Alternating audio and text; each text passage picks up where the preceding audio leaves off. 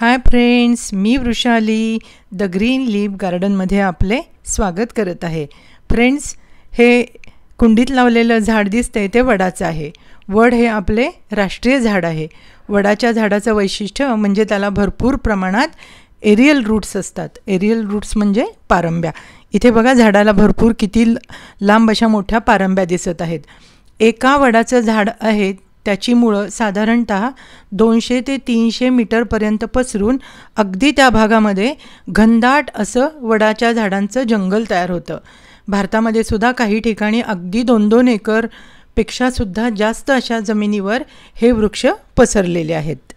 भारतामध्ये असंच एक कोलकात्याजवळ भरपूर मोठं असं वडाचं झाड वाढलेलं आहे आणि त्याचप्रमाणे महाराष्ट्रात पेमगिरी येथे साधारणतः संगमनेरपासून 16 किलोमीटर अंतरावर संगमनेर नाशिक हायवेवर हे वडाचं भरपूर असं 2 एकरपर्यंत जवळजवळ वाढलेलं हे वडाचं झाड आपल्याला पाहायला मिळेल। हे वडाचं झाड तुम्हाला जे दिसतंय ते अमेरिकेतील हवाई बेटावरील माउई येथील हे झाड आहे आणि ही क्लिप आम्ही प्रत्यक्ष घेतलेली आहे। हा 2 एकर जमिनीवर पसरलेला आहे आणि याचं वैशिष्ट्य म्हणजे हे आपल्या भारतानेच त्यांना गिफ्ट केलेलं आहे आणि अशा प्रकारे तिथं ते वाढवलेलं आहे आणि प्रेक्षणीय स्थळ म्हणून तिथे ते प्रसिद्ध आहे। वडाचं पूर्ण वाढलेलं जे झाड असतं ते एका तासाला साधारण 712 किलो ऑक्सिजन वातावरणात सोडतं आणि वडाच्या झाडाखाली आपण जितक्या वेळ बसू ना तितक्या जास्त प्रमाणात आपल्या शरीराला आवश्यक असा ऑक्सिजन मिळतो।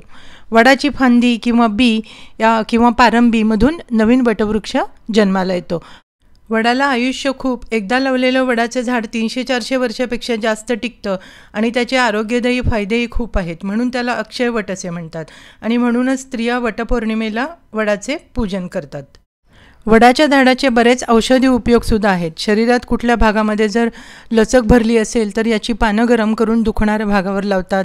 त्याचप्रमाणे पायाला जर चिखल्या झाल्या असतील तर तिथे त्या वडाच्या पानाचा चीक लावतात, परंतु हे सर्व उपाय डॉक्टरांना विचारल्याशिवाय कधीही करू नयेत। केश तेल तयार करण्यासाठी सुद्धा वडाच्या पारंब्यांचा उपयोग केला जातो। वटपौर्णिमेला जवळपास कुठं वडाचं झाड नाही मिळालं तर स्त्रिया वडाची फांदी आणून त्याची पूजा करतात आणि मग त्या फांदीची पूजा करून ती महिला 7 जन्मी हाच पती मिळावा अशी त्या वडाच्या फांदीला प्रार्थना करते। फांदीची पूजा करण्यापेक्षा वटपौर्णिमेच्या निमित्ताने वडाचं एखादं झाड लावा, तर 7 जन्मी तोच पती मिळेल की नाही याची तर काही खात्री मी देऊ शकत नाही, परंतु 7 जन्मापेक्षा अधिक तुमच्याकडे हा वटवृक्ष नक्की टिकेल आणि पुढच्या पिढीला सावलीसाठी आणि औषधासाठी त्याचा नक्की उपयोग होईल, हे मात्र मी तुम्हाला खात्रीने सांगते। फ्रेंड्स, हे मी कुंडीमध्ये लावलेलं वडाच्या झाडाचं रोप आहे, तर हे थोडंसं मोठं झाल्यावर आपण ते जमिनीत लावू शकतो आणि अशा प्रकारे तुम्ही कुंडीत हे रोप लावण्यासाठी वडाची एखादी फांदी लावली तरी तुमच्याकडे ते रोप तयार होईल।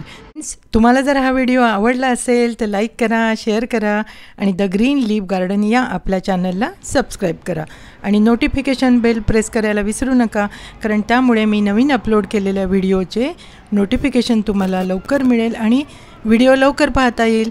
Thank you friends.